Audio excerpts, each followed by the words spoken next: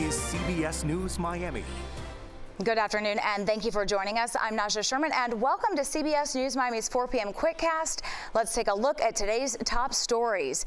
It is a very hot day, and we could be in for a stormy weekend. Let's get right to Next Weather Chief Meteorologist Ivan Cabrera. You've declared tomorrow a Next Weather Alert Day. We did. You know, when we were talking this time yesterday, that threat really hadn't materialized yet, but it has. And so now we do have a Next Weather Alert for tomorrow. The timing will be noon to 6, right? So I think in the early morning hours you're fine, and actually late evening we're looking good. So even though we call it a Next Weather Alert Day, we always like to talk about the window where that potential strong, severe, and sometimes it's not strong, severe, it's just weather that's going to get in your way, especially on a Saturday. But in this case, Storm Prediction Center has us at a level 1 of 5 for a few isolated thunderstorms during that time frame. Damaging wind would be the main event here. Frequent lightning, of course, not looking at hail as a significant issue.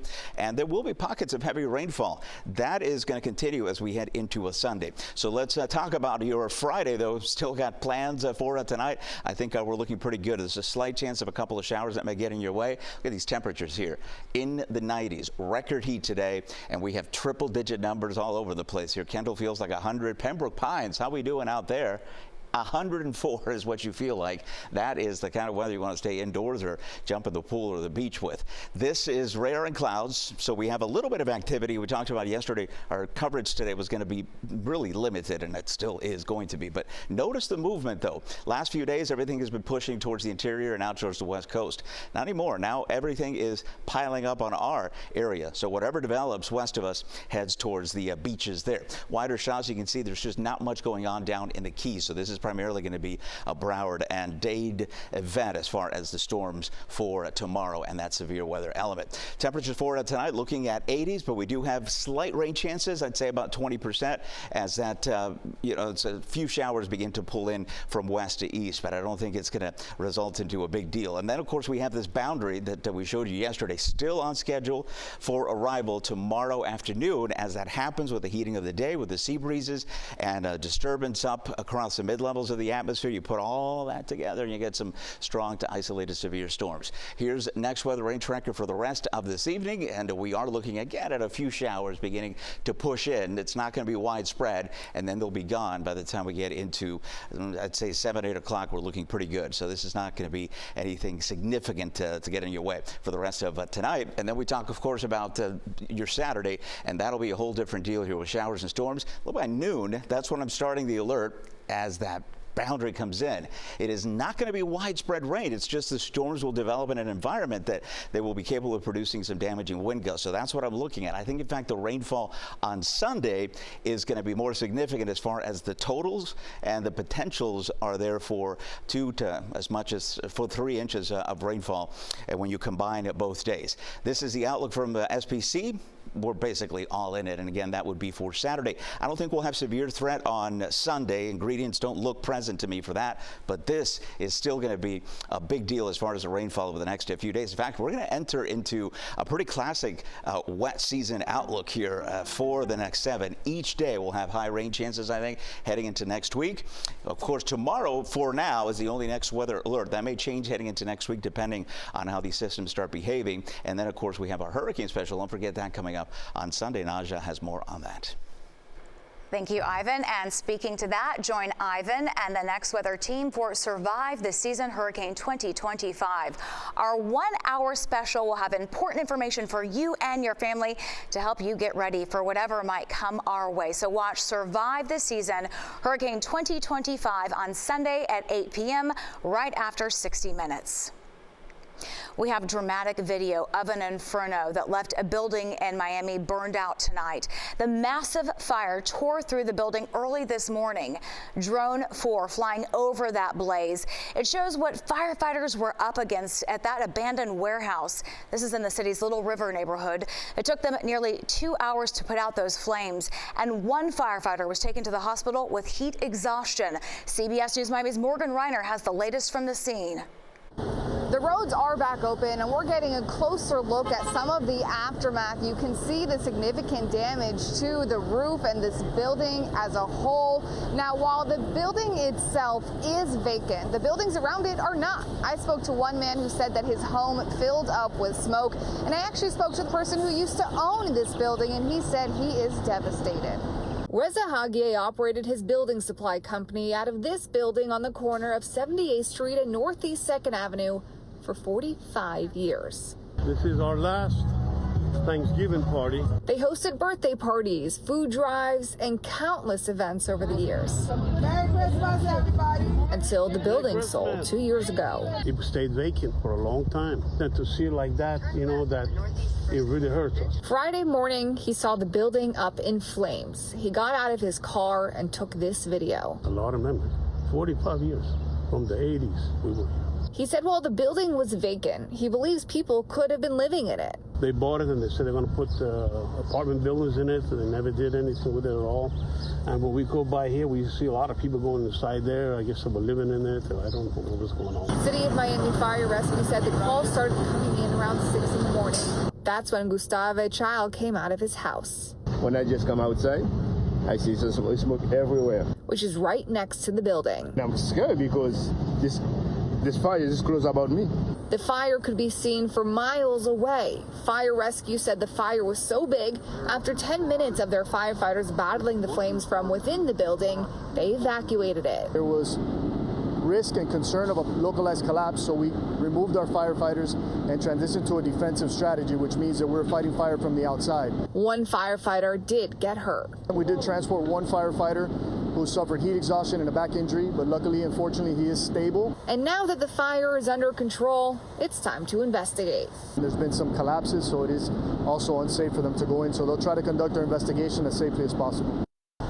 We did hear crews talk about how the wall on the side of the building is no longer stable, so they're bringing in a team to put up a barricade because, God forbid, someone's walking down the sidewalk or driving by and part of the wall collapses onto the sidewalk or road. As for the investigation, it's still very much underway. We will let you know as soon as they have official causes for this fire. For now, in Miami, Morgan Reiner, CBS News, Miami. In Lauderhill, the Red Cross is helping 2 families after a fire broke out at a duplex. It happened last night on Northwest 19th Street. Officials say 11 people were impacted, including 6 children. The cause of that fire is under investigation.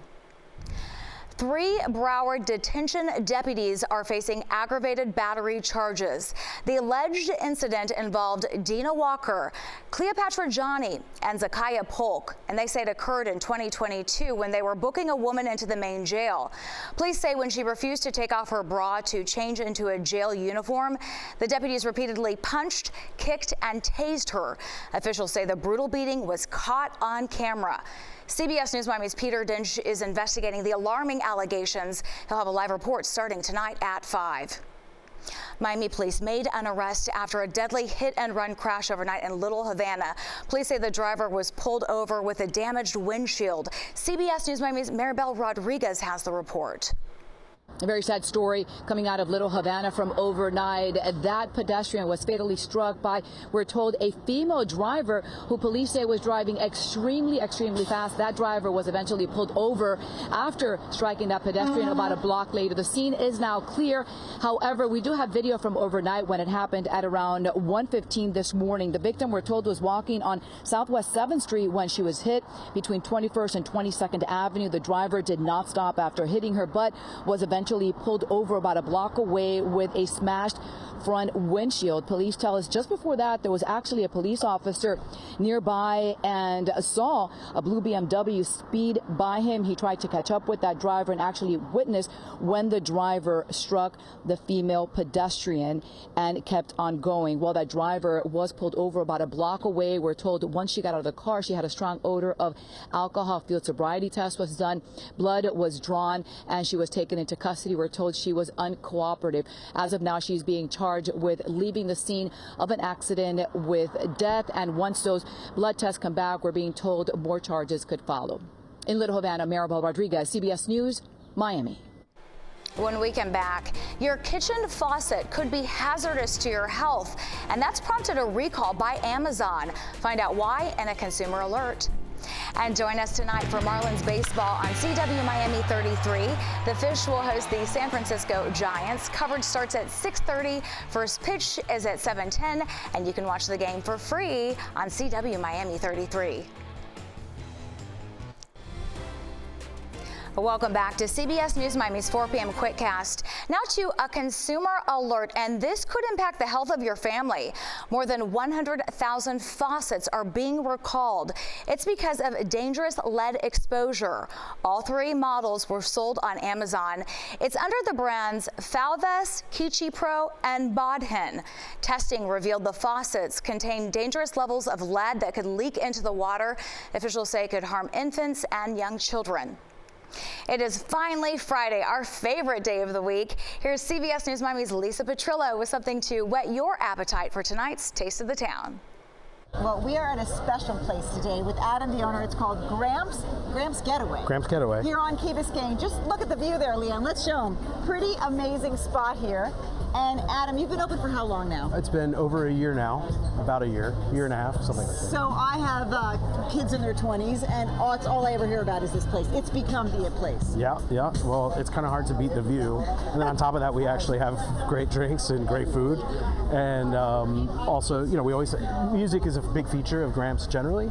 So that's also been folded in here to the new location. It's early. It's just about not even 5. It's happy hour, and it's going to get packed. Yeah, it's going to get busy. So deals on happy hour? Absolutely. We got all our wells are a couple bucks off the normal price. We've got deals on food. A lot of our appetizers are marked way down. We've been doing recession pricing for happy hour and lunch before the recession started, so we're ready for it. And so we have some great food, some great cocktails, people to talk to as well. We're not going to tell you anymore yet because you got to tune in to Taste of the Town tonight on CBS Miami at 5:30. I'm Lisa Petrillo. We'll see you then. Now to the Florida Panthers, who are just 4 wins away from back-to-back Stanley Cups. The Panthers now know who they will be taking on in the Stanley Cup final. The Edmonton Oilers won the Western Conference final against the Dallas Stars in Game 5 last night. Now they face the Panthers for a rematch. But this time, Edmonton has the home ice advantage. Game 1 and 2 of the finals is in Edmonton. The series starts next Wednesday. CBS News Miami's Mike Cunho is traveling to Canada to cover the finals. Watch for his live reports from Edmonton starting Monday at 11 p.m. And that does it for your CBS News Miami Quickcast. I'm Nasha Sherman. Stay tuned for more news right here on CBS News Miami, and have a great day.